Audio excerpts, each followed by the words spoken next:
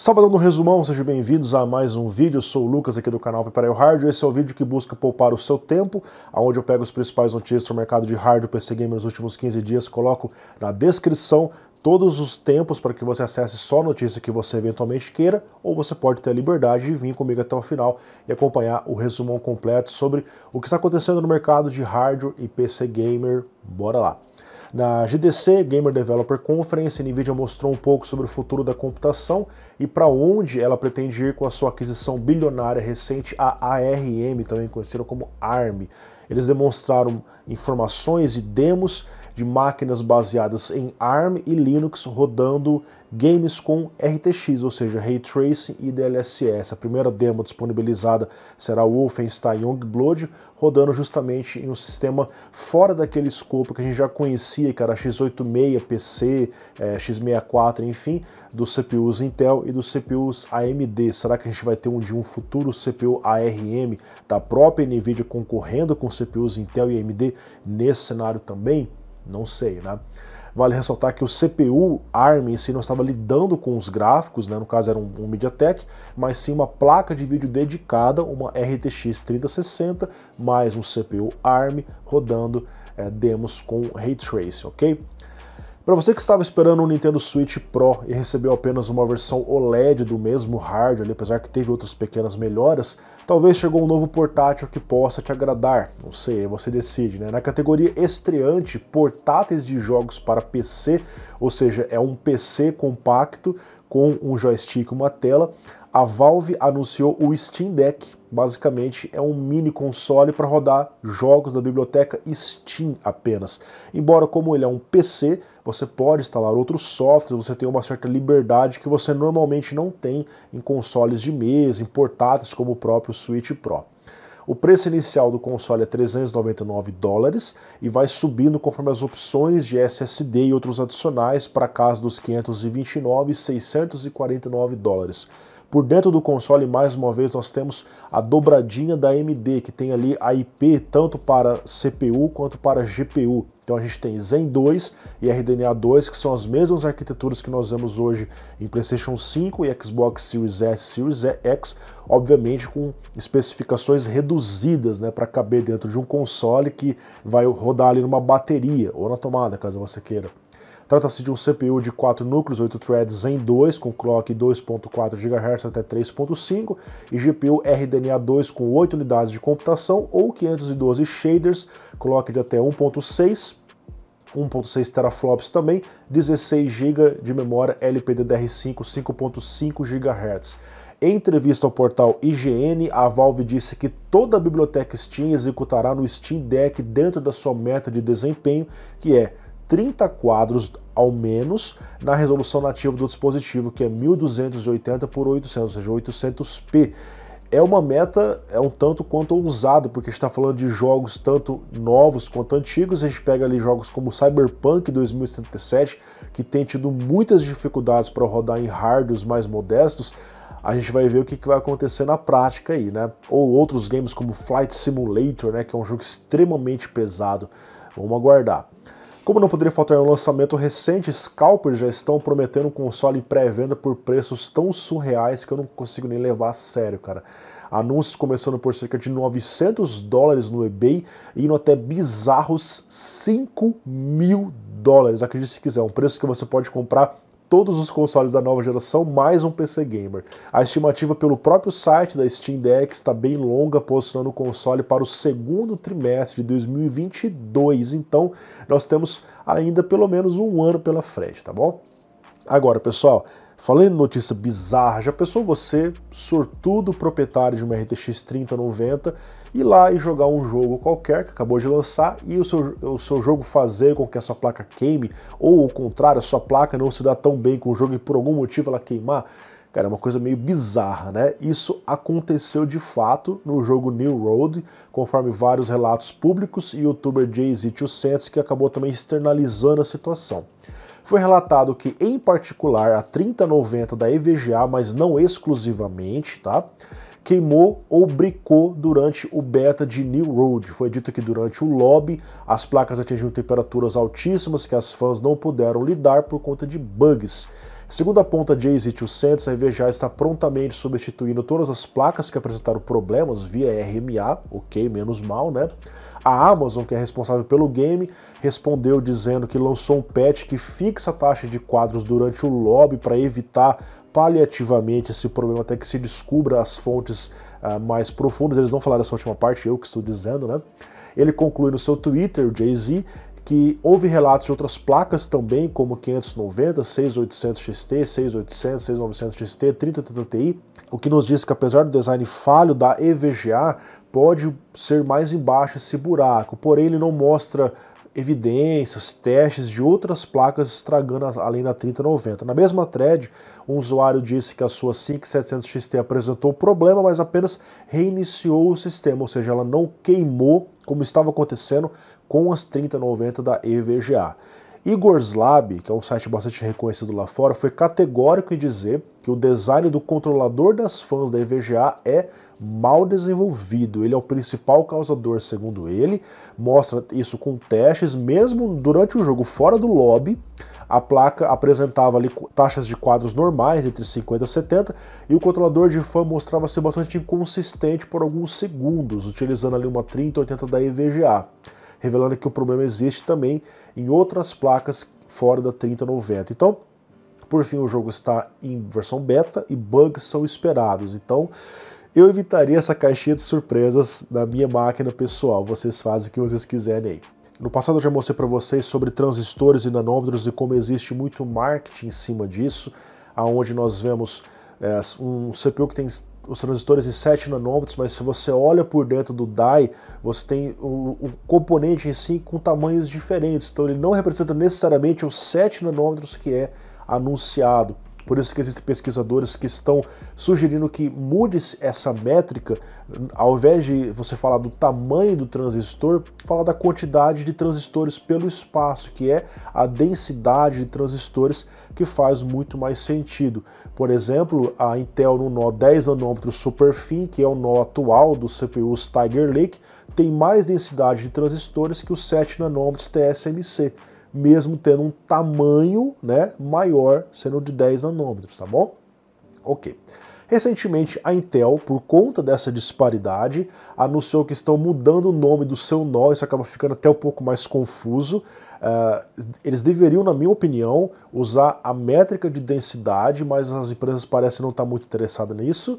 Então eles vão chamar o seu próximo nó de 10 nanômetros, o que seria inicialmente o Yancey Superfin, para Intel 7. Tá?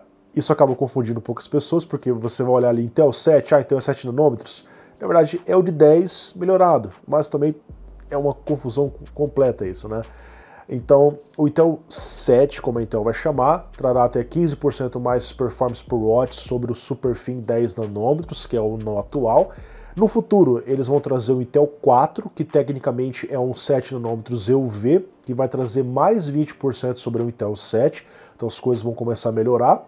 Falam também sobre o Intel 3 para 2023, mais 18% sobre o Intel 4, para enfim, em 2024, mudar o nome para Intel 20. Peraí, Lucas, como assim Intel 20? 20A de angstroms, 0,1 nanômetros. Porque multiplicando por 20 dá 2 nanômetros, então é apenas uma forma mais bonita de chamar 2 nanômetros, tá bom? Enfim, isso talvez confunda mais as pessoas, mas o nome do nanômetro hoje tem bastante marketing, a Intel está explorando isso, assim como as outras. 6600 XT, pessoal, enfim, após tantos rumores, foi anunciada durante o evento China Joy Expo, no dia 30 de julho, na China. A AMD posiciona essa placa para o segmento Full HD, deixando 6700 XT para 1440p e as demais placas para 4K, embora a beleza do PC é justamente você poder colocar a sua placa onde você quiser, na resolução que você quiser, então aqui é apenas uma sugestão de uso do próprio fabricante. Nas especificações, a nova GPU apresentada é a Navi 23, arquitetura RDNA 2, trazendo 2048 shaders, 512 a menos que a 6700 XT, porém com muito menos Infinity Cache, apenas 32 MB, o clock alcançando boost de até 2589, 8 GB de DDR6 128 bits e 16 GHz, resultando em 256 GB por segundo, TDP de 160 watts, o menor das RDNA 2 até agora, preço oficial $379, que deixa a placa mais cara que a 3060 no valor anunciado, embora o preço anunciado é diferente do preço real no mercado. Nós temos que aguardar para essa placa chegar. Porém, segundo o que mostra a AMD, a placa é mais cara que a 3060, porém ela também é mais rápida, cerca de 15%, né, em vários games. Assim como oferece também um salto geracional entre 40% a 70% em alguns títulos, se comparado com a 5600 XT. Uma ressalva aqui é que a 5600 XT foi lançada em 2020 por 279, então o patamar de placas 1080p está subindo um degrau no preço. Então, de fato, a 6600 XT é uma placa mais rápida, assim como a AMD aponta, mas também uma placa mais cara que a sua antecessora. Conforme relata o site Qualtoland, o preço da placa na Europa será o equivalente a $588, já consultando alguns lojistas, ou seja, mais uma vez o preço anunciado, infelizmente não vai refletir o preço real nas lojas, não nesse momento. Vamos para a rodada de rumores, então vai aparecer aqui em cima a tag rumor, é importante que vocês saibam que o que vem a seguir não é necessariamente confirmado, então você pode ter verdades no meio de inverdades. Estamos nos aproximando de um ano das placas NVIDIA e eles têm seguido meticulosamente o seu planejamento, digamos assim, de 2 em 2 anos trazer uma nova arquitetura. Isso aconteceu, por exemplo, lá atrás em Kepler, em Maxwell, em Pascal, em Turing, em Ampere, e daqui a um ano a gente espera ver uma nova geração. Especula-se que o nome da geração vai ser a Ada Lovelace, seguindo essa ideia da NVIDIA de nomear as suas arquiteturas de físicos e matemáticos famosos. Essa é uma matemática famosa, conhecida por escrever o primeiro algoritmo para ser processado por uma máquina, ou seja, a primeira programadora da história, que é um título bem interessante, né? Greymon55 do fórum Beyond 3D diz que a arquitetura está finalizada e está usando o nó de 5 nanômetros da TSMC, deixando o atual 8 nanômetros da Samsung para trás. Outro vazador proeminente, que é o Kupit7Kimi, que previu acertadamente todas as especificações das placas Ampere lá no passado, falou que a NVIDIA pode nunca lançar a Ada Lovelace a depender da performance dos novos chips da AMD. Então eles estão esperando para ver o que vai rolar nas RDNA 3 e dependendo eles podem lançar uma outra geração que seria a Hopper para jogos. Então ainda existe algumas incertezas sobre esses rumores. De qualquer forma, especula-se que o carro-chefe da NVIDIA, que seria a melhor placa, talvez uma 4090, aumentará ainda mais a quantidade de shaders, saindo dos 10.496 da 3090 para 18.432 CUDA cores, que é uma quantidade absurda, não é?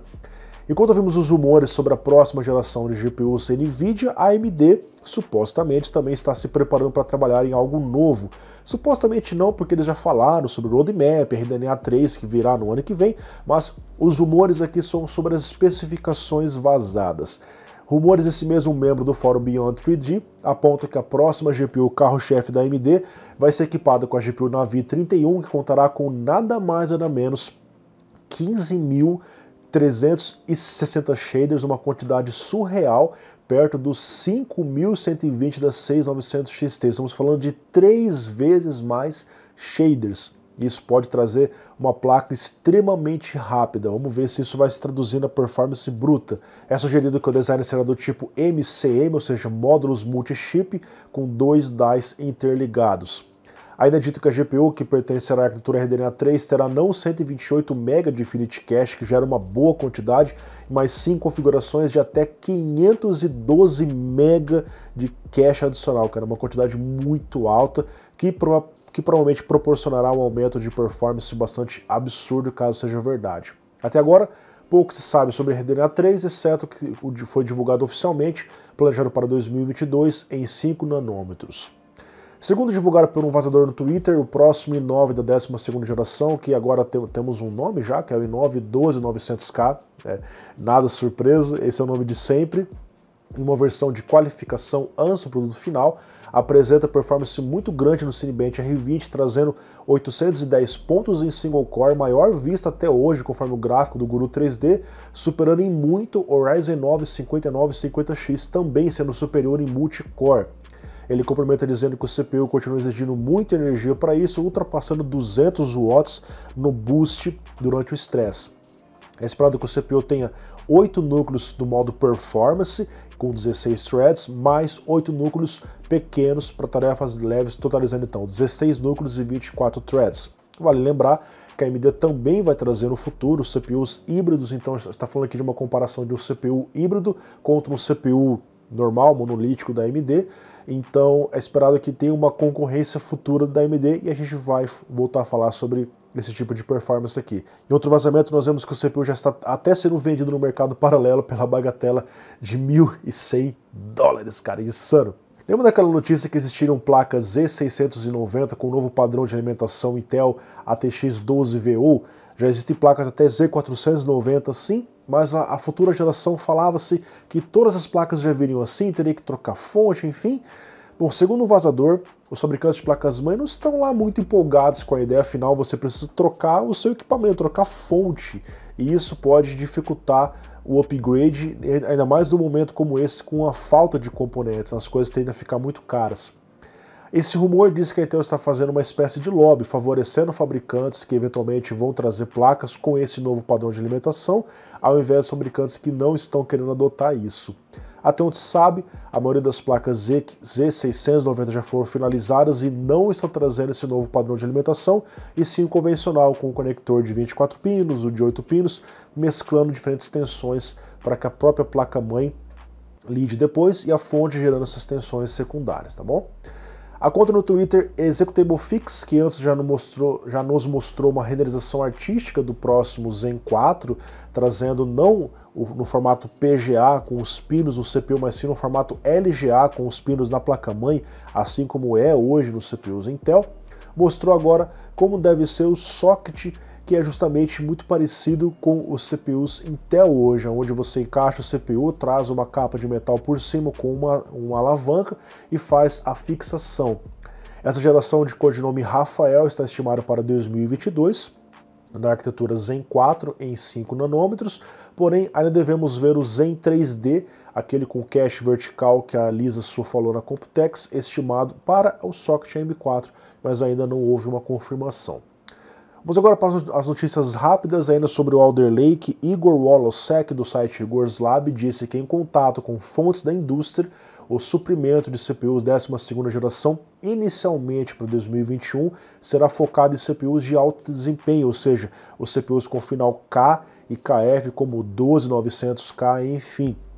Ele deu uma data, a estimativa para que a Intel lance essa próxima geração será entre o dia 25 de outubro e 19 de novembro. Então sim, mais uma vez, em um único ano, a Intel vai lançar duas gerações, a 11ª e a 12ª, assim como aconteceu em 2017. Junto com essa plataforma teremos a primeira adoção do DDR5, embora nessa transição DDR4 para DDR5, a gente espera ver algumas placas que tragam ou um mix dos dois slots, ou placas apenas DDR4, placas apenas DDR5. Em uma rodada de entrevistas ao site Seeking Alpha, o CEO da Intel, Pat Gelsinger, confirmou que hoje a Intel está fabricando mais wafers de 10 nanômetros do que os de 14 nanômetros, como parte do plano IDM 2.0. No passado, a Intel lançou os seus CPUs Ice Lake 2019 em 10 nanômetros, mas os CPUs de desktop continuaram no segmento de 14 nanômetros plus até os dias atuais com a 11ª geração, onde deve agora haver a migração para a 12ª no 10 nanômetros superfin, ou em ânsia de superfin na verdade, que vai ser chamado de Intel 7, como eu mostrei para vocês aí na notícia anterior, ok? Puget Systems é uma empresa especializada em máquinas para workstation, particularmente eu utilizo os benchmarks que eles usam, as rotinas de testes em After Effects, em Premiere Pro, como parte dos meus benchmarks de CPU aqui. Essa empresa nos mostrou que hoje a AMD tem avançado muito na área de servidores, na verdade não só ela, mas outras várias empresas mostram isso, mas eles mostraram que a maioria das suas máquinas hoje para workstations, para trabalho, saem com o Ryzen ou o Threadripper, ao invés dos CPUs Intel. Uma notícia interessante, faz bastante sentido para mim, porque hoje montar uma plataforma Intel high-end com o X299, com contagens de núcleos muito parecidas ou iguais ao que a gente vê na linha mainstream, é um pouco complicado, então acaba perdendo um pouco dos diferenciais. Você ainda tem o Quad-Chain, você ainda tem muitas lendas PCI Express, mas hoje você pode alcançar esse plataformas Threadripper, X399, enfim, com muito mais núcleos disponíveis para você utilizar nos seus trabalhos. Com informações do NPD dos Estados Unidos e Tech Power Up, a Xbox vendeu mais que o PlayStation nos Estados Unidos no mês de junho, acumulando 401 milhões de dólares versus 200 milhões de dólares do PlayStation. Ainda não se sabe o quanto a escassez afetou essa questão, porque pode ter tido muito menos PlayStation do que Xbox nessa data, mas a ideia aqui não é falar sobre Flame War, guerra de consoles não, e sim mostrar para vocês o quanto essas empresas ganham vendendo o hardware e vendendo o software. Eu sempre falo aqui para vocês, muitas das vezes eles vendem os consoles no prejuízo. Por isso que você vê, cara, um PC Gamer em relação ao Xbox Series S. Hoje você não consegue montar algo equivalente, porque ele é realmente muito barato perto de um PC. Esse mesmo relatório mostrou que no primeiro semestre de 2021, olha só, 2,3 bilhões de dólares foram arrecadados com os consoles, ou seja, com os hardwares, e cerca de 25 bilhões com jogos, DLCs, cosméticos e assinaturas. Então, eles ganham muito mais nos serviços e não no hardware. Então vale a pena para eles vender o hardware o mais barato possível, porque eles sabem que a longo prazo eles vão ganhar muito mais do que eles perderam eventualmente vendendo o hardware no preço de custo ou até no prejuízo. Ao contrário do que foi dito antes, o Microsoft Direct Storage não será exclusivo do Windows 11, ao menos não na versão Preview, que foi liberada para o Windows 10 a partir da build 1909. O Direct Storage permite que uma GPU transmita os arquivos do SSD diretamente para a placa de vídeo, favorecendo no tempo de carregamento e aliviando o CPU dessa tarefa, aumentando então a performance de uma forma indireta. Talvez seja mais um motivo para as pessoas esperarem o Windows 11 amadurecer antes de fazer uma migração completa do sistema. Eu, pelo menos, vou fazer isso. Nas bancadas de teste, talvez eu traga o Windows 11 quando ele for lançado, mas no meu PC eu vou seguir com o Windows 10 até que o sistema esteja mais maduro. No último resumão, comentei com vocês a notícia que a polícia ucraniana havia apreendido 3.800 PlayStation 4 que estavam sendo usados em uma fazenda de mineração, onde o fato de minerar não é exatamente um problema, um crime, mas como eles estavam furtando energia elétrica, aí acabou se tornando um problema grande para eles. Mas os consoles não estavam de fato minerando criptomoedas, como deu a entender nas imagens, e sim farmando cartas raras do FIFA e dinheiro do jogo. Então eles usavam um computador para programar ali os consoles para ficar ligados e jogando as partidas, e assim ganhando essas cartas raras, ok? Isso corresponde hoje, para você ter ideia, ali a um faturamento bilionário da FIFA, esses movimentos de comprar cartas, de comprar as coisas e ganhar ali dentro do jogo. Com informações de Wall Street, a Intel está em negociações para comprar uma das maiores fábricas de semicondutores do mundo, a GlobalFoundries, por cerca de 30 bilhões de dólares, a maior aquisição da empresa até este momento, que obviamente depende de confirmações de órgãos reguladores, enfim, caso eles realmente estejam procedendo com essa compra. Com isso, mais uma etapa do programa IDM 2.0 liderado pelo CEO Pat Gelsinger, a Intel está aumentando a sua capacidade de produção, tendo hoje 7% da fabricação de semicondutores do mundo, que é o que a GlobalFoundries assume nesse momento, e tem grandes clientes no seu portfólio, inclusive os concorrentes deles, a própria AMD. Última notícia, se você já rodou um jogo a 30 quadros depois a 60, certamente percebeu que existe uma diferença muito grande. Se você continua subindo esse patamar, pega um monitor 144 Hz e roda um game nessa taxa de quadros, é perceptível que o jogo fica muito mais fluido. Então, o mercado começou a lançar monitores 240 Hz, mais recentemente 360 Hz. Agora nós temos notícia que a LG e a AU Optronics estará lançando monitores de 480 Hz daqui a alguns anos no mercado.